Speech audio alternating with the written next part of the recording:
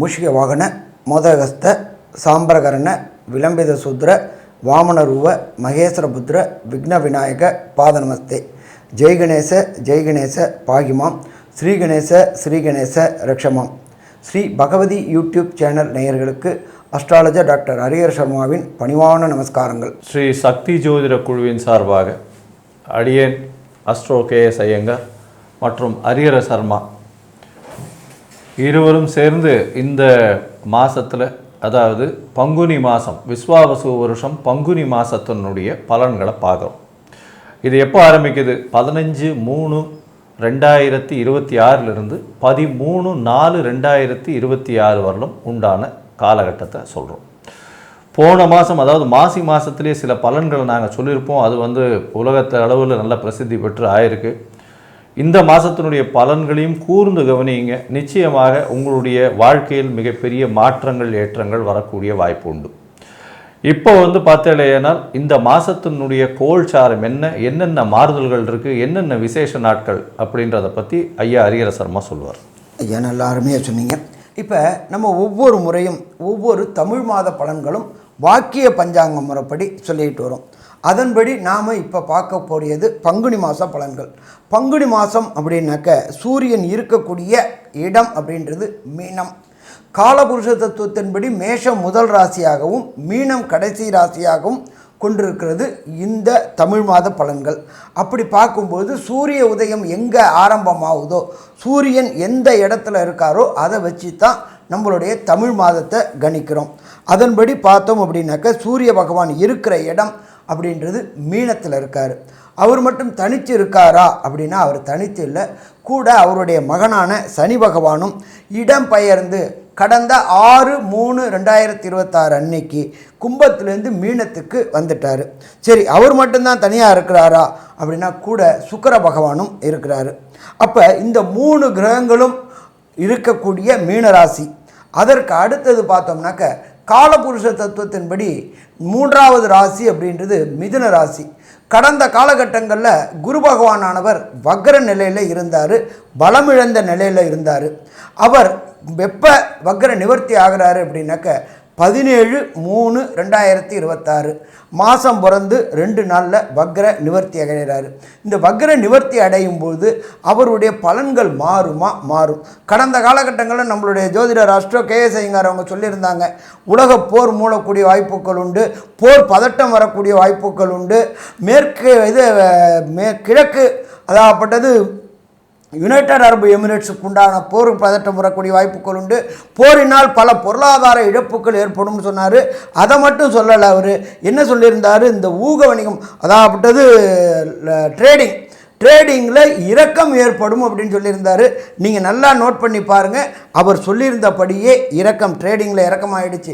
ஆனால் India trading மட்டும் இல்லை, உலக வர்த்தகத்தில் ட்ரேடிங்கில் இறக்கமாகி போயிடுச்சு. அதுக்கு அடுத்தது தங்கம் வீழ்ச்சி அடையும் சொல்லியிருந்தார்.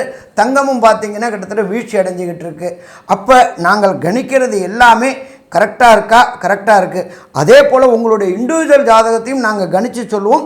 கீழே உள்ள நம்பரில் எதிரையாவது உள்ள கான்டாக்ட் பண்ணிவிட்டு இண்டிவிஜுவல் ஜாதகத்தை கணிச்சுக்குங்க. சரி, காலபுருஷ தத்துவத்துப்படி மிதுன ராசியில் குரு பகவான் இருக்கிறார்.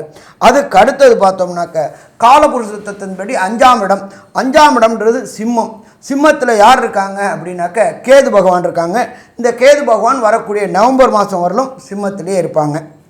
அதுக்கு அடுத்தது பார்த்தோம்னாக்க காலபுருஷ தத்துவ 11ஆம் இடத்துல ராகு பகவான் இருக்கிறாரு, கூட செவ்வாயும் இருக்கார். அங்கே செவ்வாயும் சுக்கிரனும் ரொம்ப நாள் இல்லை. இந்த சுக்கிரன் மாறக்கூடியது அப்படின்றது 27/3/2026 மேஷத்துக்கு போகிறாரு, உச்சம் பெற்ற சுக்கிரன்.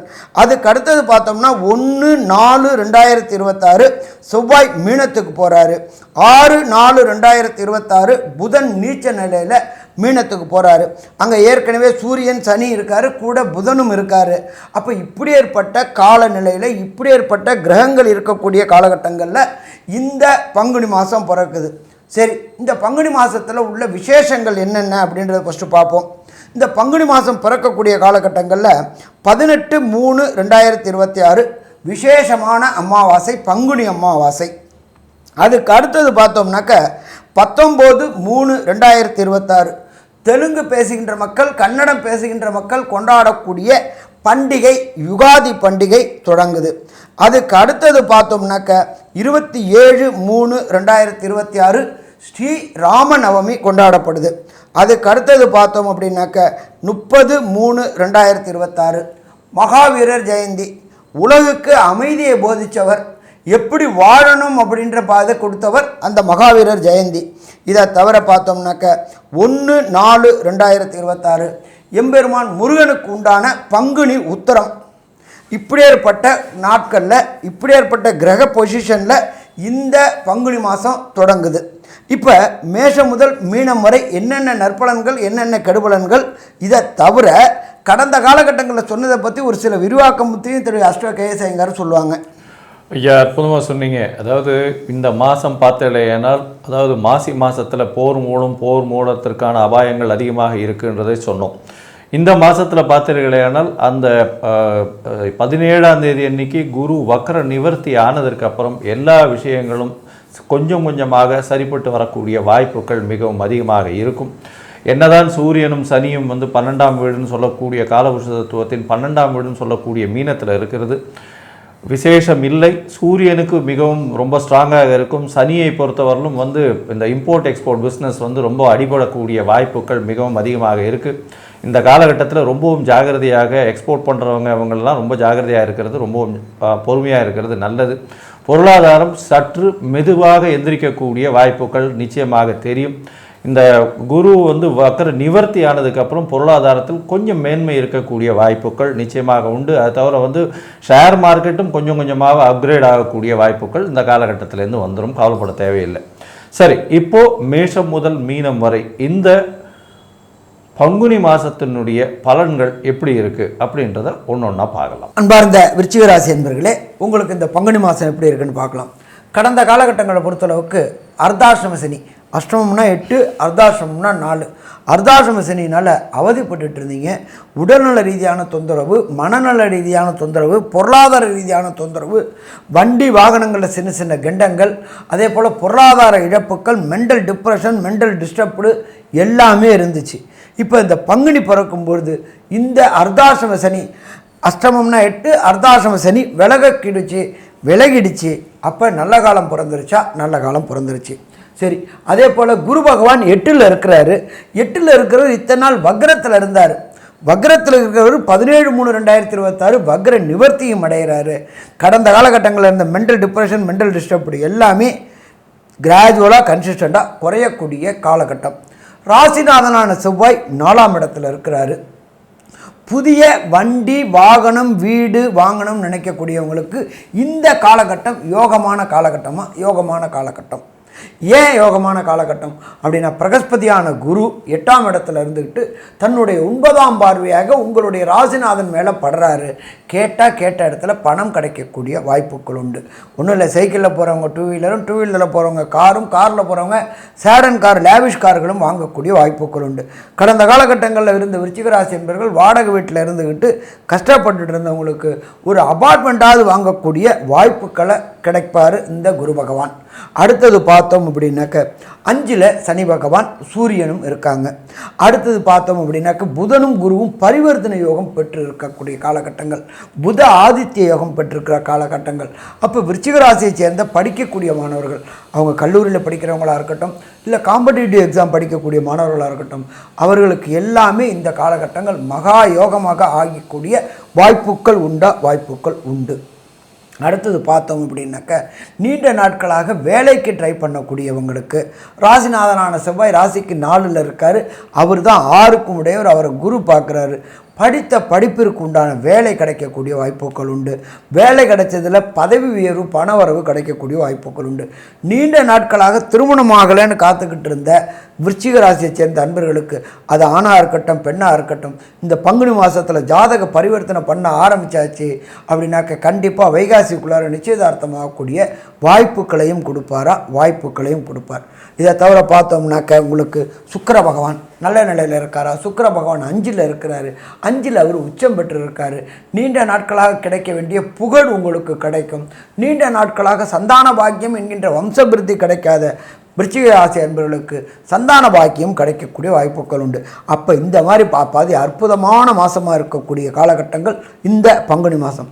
இந்த சுக்கிர பகவானும் சூரிய பகவானும் என்ன மாற்றங்களையும் என்ன ஏற்றங்களையும் விருச்சிக ராசிக்காரங்களுக்கு தருவாருன்றதை நம்ம KS ஐயங்கார் அவங்க சொல்லுவாங்க. ஐயா, அற்புதமாக சொன்னீங்க. அதாவது விருச்சிக ராசியை பொறுத்தவரையிலும் பார்த்தீங்களே, ஏன்னால் இவ்வளவு நாளாக கிட்டத்தட்ட ஒரு 2.5 வருஷமாக சனியினுடைய தாக்கத்தில் நிச்சயமாகவே படாத பாடுபட்டு உடல் உழைப்பு ரொம்பவும் அதிகமாக போய், அது தவிர வண்டி வாகனங்களில் போய் ஆக்சிடெண்ட் அந்த மாதிரியான விஷயங்களாகி உடல் நலத்தில் பின்னடைவு ஏற்படுத்தி இந்த மாதிரியான விஷயங்களை எல்லாம் தாண்டி இப்போ சனி பெயர்ச்சியின் மூலியமாக நல்ல ஒரு ஏற்றம் வந்ததற்கு இப்போ பார்த்தலையானால் உங்களுடைய ராசிக்கு 10ஆம் அதிபதியும் 5ஆம் இடத்துல போகிறார். 10ஆம் அதிபதி 5ஆம் இடத்துல போகிறது பெரிய விசேஷம். ஏன்னா உங்களுக்கு எல்லா விதமான ஏற்றங்களும் கிடைக்கக்கூடிய காலகட்டமாக அமையும். தொழிலில் பெரிய ஏற்றம் கிடைக்கும். சூரியன் ஒரு வருஷமும் 5ஆம் இடத்துல பங்குனி மாதத்தில் இருப்பார். சார் இதில் என்ன சார் பெரிய வித்தியாசம்னா, இந்த வாட்டி சனியோட சேர்ந்துருக்கான். இதை மாட்டி பார்த்தீங்களேனால் உங்களோட கீழ்ப்படிந்த மக்கள் இவ்வளோ நாளாக பிரச்சனை பண்ணவங்க எல்லாரும் வாயை மூடிட்டு நீங்கள் சொல்கிறத கேட்டுட்டு போகக்கூடிய அளவுக்கு இந்த காலகட்டத்தில் அமையக்கூடும். அதோடு பார்த்தோம்னா 7ஆம் அதிபதியான சுக்கிரன் 7-12க்கு உண்டான சுக்கிரன் அவர் 5ஆம் இடத்துல இருக்கார். 7க்கு அதிபதி 7க்கு 11ஆம் இடத்துல இருக்கிறதுனால நீங்கள் எதிர்கால உங்களுடைய வரும் கணவரையோ மனைவியோ டிசைட் பண்ணக்கூடிய அளவிற்கு, காதல் மலரக்கூடிய அளவிற்கு இந்த காலகட்டத்தில் வாய்ப்புகள் உண்டு. குழந்தைகள் மூலியமாக பெருமை வரக்கூடிய வாய்ப்புகள் நிச்சயமாக இருக்கும். இந்த காலகட்டத்தில் பார்த்தோம்னா 27/3/2026 அன்னைக்கு சுக்கிரனும் உங்களுடைய ராசிக்கு 6ஆம் இடத்துல போகிறார். சப்தமாதிபதி 7க்கு 12ஆம் இடத்துக்கு போகிறதுனால பார்ட்னர்ஷிப் தொழிலில் கொஞ்சம் ஜாகிரதையாக இருக்கிறது நல்லது. ஏன்னா புதுசாக கடன் வாங்க வேண்டிய கட்டாயம் வரும். தேவையில்லாத செலவுகள் வரக்கூடிய காலகட்டமாக இந்த காலகட்டம் அமையும்.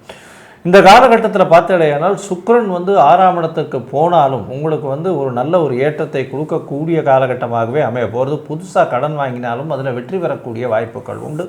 12ஆம் இடத்தை பார்க்கறதுனால கணவன் மனைவிக்குள்ள நல்ல அந்யோன்யம் இருக்கக்கூடிய வாய்ப்புகள் உண்டு. இந்த காலகட்டத்தில் திருமணம் சற்று தடைபடக்கூடிய வாய்ப்புகள் மிகவும் அதிகமாக இருக்கும். வெளிநாடு, வெளியூர், வெளிமாநிலம் சென்று வரக்கூடிய வாய்ப்பை ஏற்படுத்தி கொடுப்பார். படிக்கக்கூடிய மாணவர்களுக்கு வெளிநாடு போயிட்டு வரக்கூடிய கல்வியில் மிகப்பெரிய ஏற்றத்தை கொடுக்கக்கூடிய காலகட்டம். பண வரவிற்கு பஞ்சம் இருக்காது. ஏன்னா குரு பகவானுடைய பார்வையே இருக்குது. சரி, இந்த காலகட்டத்தில் உங்களுடைய முயற்சிகள் எல்லாமும் வெற்றி பெறும். ஆனால் சில நேரங்களில் உங்கள் முயற்சிகளை தள்ளி வைக்கிறது நல்லது. இந்த சில காலகட்டம், இந்த நாட்கள் எது அதை தவிர இந்த நாட்களை இருக்கும் பொழுது இந்த மாதத்தில் உங்களுடைய தசாபுக்தி அந்தரம் சூக்ஷ்மம் சில பேருக்கு சரியில்லாமல் இருந்ததுன்னா எந்த கோவிலுக்கு போய் வழிபாடுகள், என்ன வழிபாடுகள் செய்யலாம் அப்படின்றத ஐயா கிட்ட கேட்கலாம். ஐயா, நல்லா அற்புதமாக சொன்னீங்க. விருச்சிக ராசியை சேர்ந்த நண்பர்கள் சந்திராஷ்டம தினங்கள் அப்படின்னு சொல்லக்கூடிய நாட்கள் அப்படின்ற பொறுத்தளவுக்கு 25/3/2026, 26/3/2026, 27/3/2026 இந்த 3 நாட்களுமே முக்கிய முடிவுகள், புதிய முயற்சிகள் மற்றும் வெளியூர் பயணங்களை தவிர்ப்பது மிக மிக சிறந்ததா? மிக மிக சிறந்தது. சரி, இந்த சந்திராஷ்டமம்னா எப்படி சாமி தெரிஞ்சுக்கிறது அப்படின்னாக்க, உங்களுடைய நட்சத்திரத்திலேருந்து 17வது நட்சத்திரம் வதை நட்சத்திரம், அது சந்திராஷ்டம நட்சத்திரம். அப்போ அந்த காலகட்டங்களில் ரொம்ப ரொம்ப எச்சரிக்கையாக இருக்கணும். சரி, ஒரு சில பேருக்கு தசாநாதனோ புத்திநாதனோ அந்தரநாதனோ சூட்சுமநாதனோ சரியில்லை அப்படின்னாக்க கிடைக்கக்கூடிய பலன்களின் தன்மை குறைவாக இருக்கும். அப்போ நீங்கள் சரணாகதி அடைய வேண்டியது திருச்செந்தூரில் உள்ள எம்பெருமான் முருகப்பெருமான சரணாகதி அடையணும். சரணாகதி அடைய வேண்டிய நாள் அப்படின்றது செவ்வாய்க்கு உகந்த நாளான செவ்வாய்க்கிழமையில் இந்த பங்குனி மாதம் பிறந்ததுலேருந்து ஏதாவது ஒரு செவ்வாய்க்கிழமை போயிட்டு முருக வழிபாடு செஞ்சுட்டு வந்தீங்க அப்படின்னு சொன்னாக்க வெற்றி வெற்றி வெற்றி கிடைக்கக்கூடிய வாய்ப்புகள் உண்டு. ஸோ மொத்தத்தில் பொறுத்தளவுக்கு இந்த சந்திராஷ்டம தினங்களை தவிர்ப்பதும், இதை தவிர இந்த எளிய பரிகாரம் பண்ணிட்டு வந்தீங்கனாலும் வர பிரச்சனை வந்த பிரச்சனை அத்தனையுமே விலகும். சரி, மொத்தத்தில் இந்த பங்குனி மாதம் விருச்சிக ராசி என்பவர்களுக்கு என்ன நற்பலன், என்ன கடுபலனை தரும் அப்படின்றத திரு அஸ்ட்ரோ KS ஐயங்கார் அவங்க சொல்லுவாங்க. ஐயா, அற்புதமாக சொன்னீங்க. அதாவது விருச்சிக ராசியை பொறுத்தவரையிலும் ஏற்றமான காலம். ஏன்னா உங்களுடைய ராசிக்கு 10ஆம் அதிபதியும் பூர்வ புண்ணிய புத்திர ஸ்தானத்தில் 5ஆம் இடத்துல போய் இருக்கிறதுனால நல்ல ஒரு ஏற்றம் கிடைக்கக்கூடிய காலகட்டமாக இருக்கும். குழந்தை பிராப்தி ஏற்படும். ஏன்னா புதனும் குருவும் பரிவர்த்தனை யோகம் வேற பெறா. குழந்தை பிராப்தி ஏற்படக்கூடிய வாய்ப்புகள் மிகவும் அதிகம். வெளிநாடு, வெளியூர், வெளிமாநிலம் சென்று வரக்கூடிய வாய்ப்புகள் உண்டு. பண வரவிற்கு பஞ்சம் இருக்காது. புதிய வீடு மனை வாகனம் வாங்கக்கூடிய வாய்ப்புகள் இந்த காலகட்டத்தில் நிச்சயமாக வரும். உங்களுடைய பதவி, புகழ், அந்தஸ்து, கௌரவம் உயரக்கூடிய வாய்ப்பு. புதுசாக கடன் வாங்கக்கூடிய வாய்ப்பு. திருமணத்திற்கு பார்த்து கொண்டிருப்பவர்களுக்கு இந்த காலகட்டத்தில் திருமணம் நிச்சயம், அதாவது ஜாதக பரிவர்த்தனையில் வெற்றி பெறக்கூடிய வாய்ப்புகள் நிச்சயமாக உண்டு. கணவன் மனைவிக்குள்ள அந்யோன்யம் கூடக்கூடிய காலகட்டமாக இருக்கும். உங்களுடைய தந்தையின் உடல்நிலை நல்லபடியாக இருக்கும். தாயின் உடல்நிலையில் ஏற்றம் இருக்கக்கூடிய வாய்ப்புகள் மிகவும் அதிகம். உங்களுடைய உடல்நிலையை கொஞ்சம் ஜாகிரதையாக பார்த்துக்கிறது நல்லது. ஏன்னா உங்களுடைய ராசிநாதன் 4ஆம் இடத்துல இருக்க, கேந்திரத்தில் இருந்தாலும் ராகு புதனோட சம்பந்தப்படுறதுனால அந்த அளவு ஏற்றத்தை கொடுக்காது. உடலில் நரம்பு சம்பந்தமான பிரச்சனைகள், இரத்த சம்பந்தமான பிரச்சனைகள் வரக்கூடிய காலகட்டமாக அமைய போகிறது.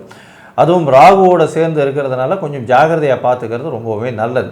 அது எப்போன்னா 6/4/2026 வரலும் 6 அன்னைக்கு செவ்வாய் உங்களுடைய ராசிக்கு 4ஆம் இடத்துலேருந்து 5ஆம் இடத்துக்கு மாறுறார். அது வரலும் பொறுமையாக இருக்கிறது நல்லது. சரி, மொத்தத்தில் பார்க்கும் பொழுது இந்த காலகட்டத்தில் உங்களுக்கு 85 விழுக்காடு மிகப்பெரிய மாற்றமும் ஏற்றமும் இந்த பங்குனி மாதம் விஸ்வாவசு வருஷம் அமையும் அப்படின்னு இந்த சக்தி ஜோதிட குழு சொல்லுது. நன்றி, நமஸ்காரம். ஸ்ரீ பகவதி யூடியூப் சேனல் பார்த்த அன்பர்களுக்கு நன்றி. இதே போன்று ஆன்மீக தொடர்புடைய, ஜோதிட தொடர்புடைய தகவல்களை தொடர்ந்து நீங்கள் பெற ஸ்ரீ பகவதி யூடியூப் சேனலை சப்ஸ்கிரைப் செய்யுங்கள். மற்றும் அருகில் உள்ள பெல் ஐக்கானை அதை அழுத்தினீர்கள் என்றால் தொடர்ந்து என்னுடைய சேனலை பார்க்க முடியும். நன்றி, நமஸ்காரம்.